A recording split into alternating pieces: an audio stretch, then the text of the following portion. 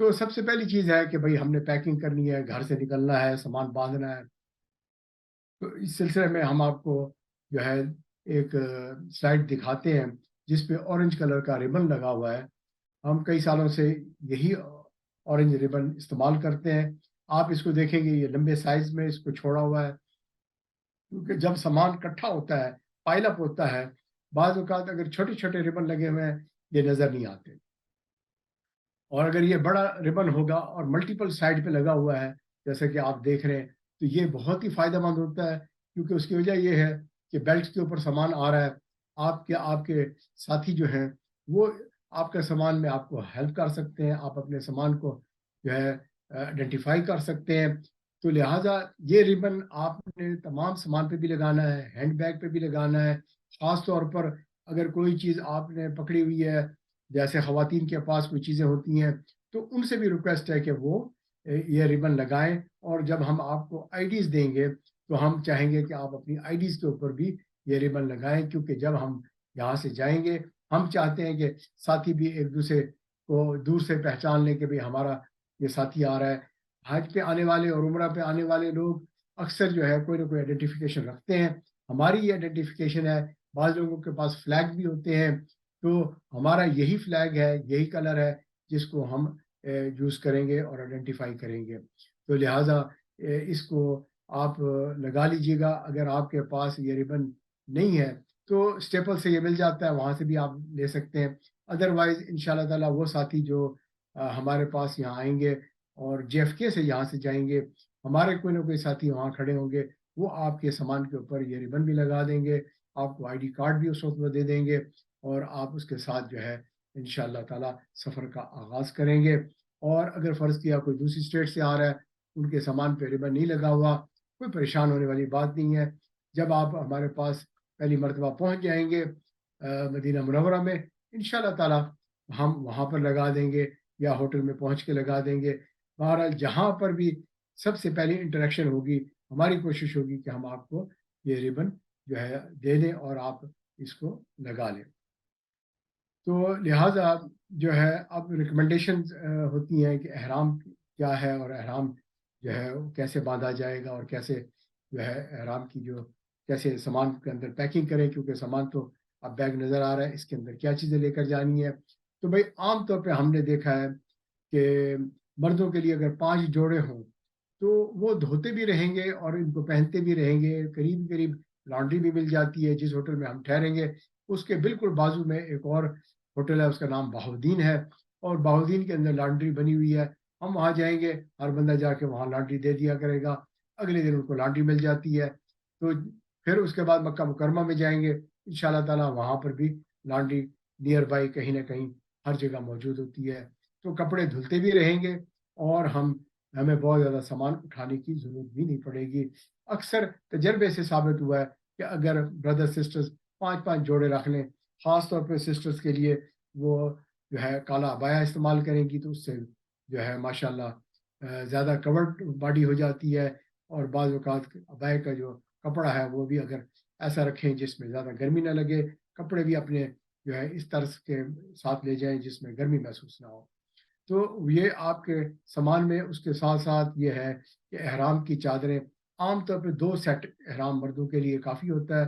عورتوں کے کپڑے جو ان کے اپنے کپڑے ہیں وہی احرام کہلاتے ہیں.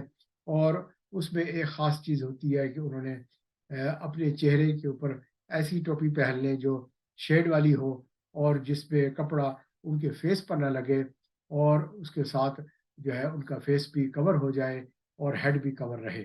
مردوں کے لیے فیس اور ہیڈ انکور کرنا ہوتا ہے، عورتوں کے لیے کور رکھنا ہوتا ہے. عورتوں کا جوتا ریگولر ہوتا ہے، مردوں کے لیے ہوائی چپل ہوتی ہے جو کینچی والی چپل بھی کہلاتی ہے، اور وہ چپل پہنی جاتی ہے. وہ چپل آپ لے لیں.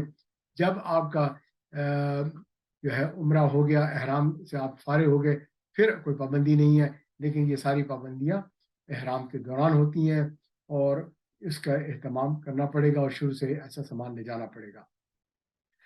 جوتا رکھنے کے لیے آپ کے پاس ایک تھیلی ہونی چاہیے کپڑے کی، جو عام طور پہ بہت ہی یوزفل رہتی ہے. ہم نے دیکھا ہے کہ جیسے ایک تھیلی ایسی بنا لی جائے جس میں جوتا آ جائے. اب اس تھیلی کو اگر فرض کیا آپ نے صف کے اوپر بھی رکھنا ہے کیونکہ کپڑا ہے تو کوئی مائنڈ نہیں کرتا. اور دوسرا ہے کہ اس تھیلی کو اگر بار بار دھونا ہے تو وہاں پر بھی آپ اس کو دھو سکتے ہیں. تو لہٰذا تھیلی جو ہے وہ بہت ہی اچھی چیز ہے اور اس کا استعمال کیا جا سکتا ہے. اگلی چیز ہے کہ آپ نے اپنی میڈیسنز وغیرہ کا اہتمام، جو بھی ریگولر میڈیسنز ہیں وہ ساری آپ کے پاس ہونی چاہیے. سسٹرز کے لیے بیسٹ ہے کہ وہ اپنی ڈاکٹر سے مشورہ کر کے جو ان کے پیریڈز کنٹرول کی میڈیسن ہوتی ہے وہ لے لیں. اس میں ایک میڈیسن ہے پروویرا. اس کا فائدہ یہ ہوتا ہے کہ اگر پیریڈ شروع ہو رہے ہیں تو آپ کو فیلنگ شروع ہو گئی، آپ اسی وقت اگر آپ لیتے ہیں اور بقیہ جتنا ٹائم آپ کو ضرورت ہے اتنا ٹائم آپ یہ دوائی لیتے رہیں گے، آپ کے پاس یہ دوائی ہوگی اور اس سے پیریڈ فوری طور پہ رک جاتے ہیں اور آپ کو کوئی بھی پرابلم نہیں آتا. ادروائز اگر پیریڈ شروع ہو جائے تو مسجد نبی کے اندر بھی نہیں جا سکتے.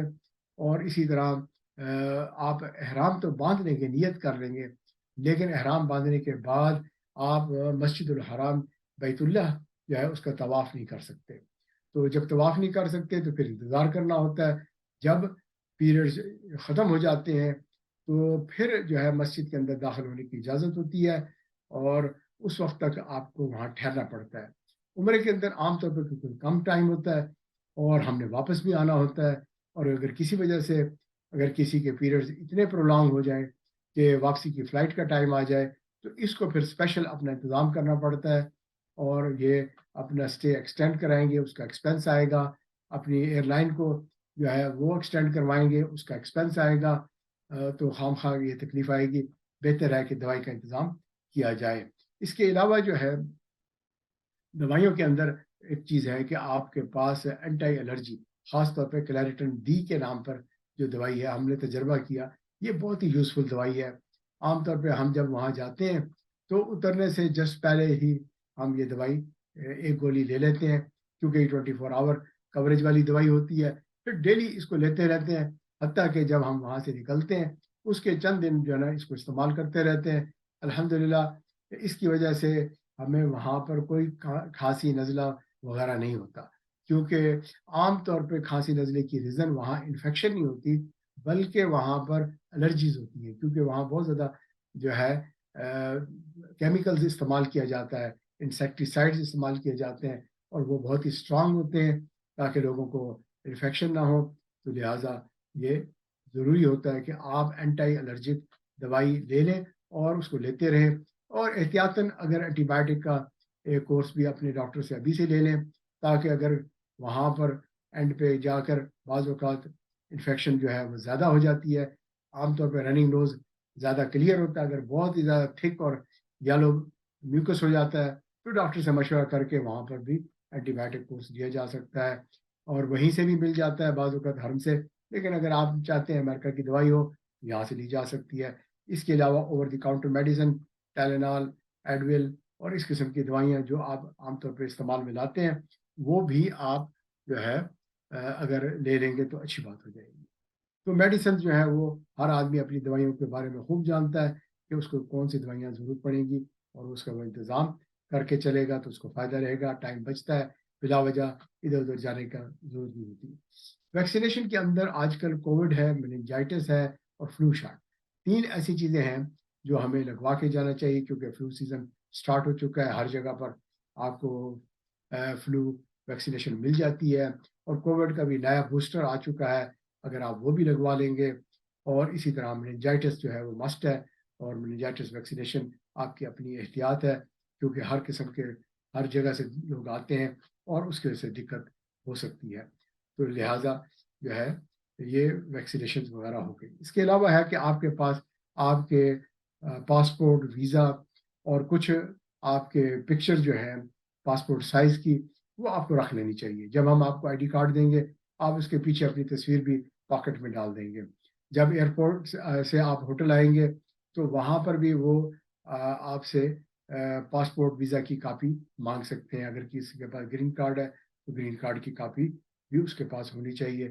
اسی طرح جب آپ جائیں گے مکہ مکرمہ میں تو وہاں دوبارہ مانگیں گے. اور احتیاطاً یہ ہے کہ اس کو مختلف اگر بیگز کے اندر آپ رکھ لیں تاکہ بعض اوقات بیگ بھی گم ہو جاتا ہے تو آپ کے پاس یہ ہر طرح سے دستیاب رہے. تو یہ کاپیز آپ نے لے لی. اس کے علاوہ جو ہے وہاں پر جو آپ کا ٹیلی فون ہے وہ امریکہ کا ہی فون چلتا ہے وہاں پر، اور یہ اکثر پلان کے لیے اگر آپ ان کو کال کر کے بتا دیں گے کہ ان دنوں میں جو ہوں وہ سعودی عرب میں ہوں گا، اور چنانچہ وہ آپ کا ایکسٹینڈ کر دیں گے سعودی عرب کے لیے کوریج کے لیے۔ بعض اوقات وہ چلتی ہے، بعض اوقات نہیں چلتا۔ ٹیلی فون کے لیے ایک تو واٹس ایپ عام طور پہ ذرا دقت ہوتی ہے لیکن چل بھی جاتا ہے۔ وائی فائی اگر کنیکشن ہے تو اگر آپ نے یہ پلان ایکسٹینڈ کروایا ہوا ہے سعودیہ کے لیے تو پھر وائی فائی کے ساتھ یہ فون اکثر چل جاتا ہے۔ ایک اور اپلیکیشن ہے وہاں پر بوٹم کے نام پر، تو وہ بھی بعض اوقات کچھ جگہوں پر چل جاتی ہے، لیکن گارنٹی کسی چیز کی بھی نہیں ہے۔ جہاں تک چلے گا وہاں پر ٹھیک ہے چلائیں گے، نہیں چلے گا تو بس پھر مجبوری ہے۔ مرد عورت سب کے پاس فون ہونا چاہیے، اور ہم نے جس طرح ابھی یہ بنایا ہے educational and spiritual journey of عمرہ 2023، اور اسی کی یہ جو آپ کا اس وقت کمیونٹی گروپ بنا ہوا ہے واٹس ایپ کے اوپر، انشاءاللہ اس پہ آپ کو انفارمیشن ساری ملتی رہے گی۔ آپ کے لیے گائیڈ مقرر ہوں گے، میں خود بھی موجود ہوں گا، تو اور وہاں پر ہم کنیکٹڈ رہیں گے۔ ہم ایک فیملی کی طرح رہتے ہیں، اکثر یہ ہوتا ہے کہ ہم ایک دوسرے کی ہیلپ کرتے ہیں۔ آپ بھی نیت کر لیں کہ جہاں میں اپنا حج کروں گا بھئی وہاں پر دوسروں کی خدمت کروں گا، مجھے ثواب ملے گا۔